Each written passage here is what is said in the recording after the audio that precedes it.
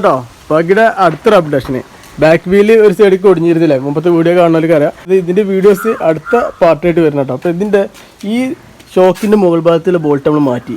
അതായത് ഈ ഒരു സെയിം ബോൾട്ട് അത് അൾട്ടോൻ്റെ ബാക്കിൽ ഓറാമിൻ്റെ സെൻട്രൽ ബോൾട്ട് വരും ആ ഒരു മുതലാട്ടോ. അപ്പോൾ അത് ഇവിടെ നമ്മൾ സെറ്റ് ചെയ്തിട്ട് ഇത് കണ്ടോ, ഇത് ബോൾ ജോയിൻറ്റും അതുപോലെ തന്നെ എൻഡും. അത് ഇതിന് മുമ്പത്തെ ഇതൊക്കെ നമ്മൾ സെറ്റ് ചെയ്തിട്ട് അങ്ങനെയാണ് സ്റ്റാരിങ് ബോൾ ജോയിൻറ്റ്.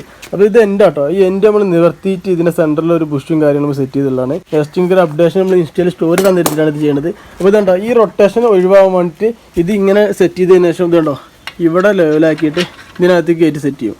അപ്പോൾ ഒരു അപ്രാമ് എന്നുള്ള ലെവലിലേക്ക് ഇത് വരും ചെയ്യും. നമുക്ക് വേണമെന്നുണ്ടെങ്കിൽ ബായിൽ ഇവിടെ കംപ്ലയിൻറ്റ് വരാണെങ്കിൽ ഈ പീസ് നമുക്ക് മാറ്റി കൊടുക്കുകയും ചെയ്യാം.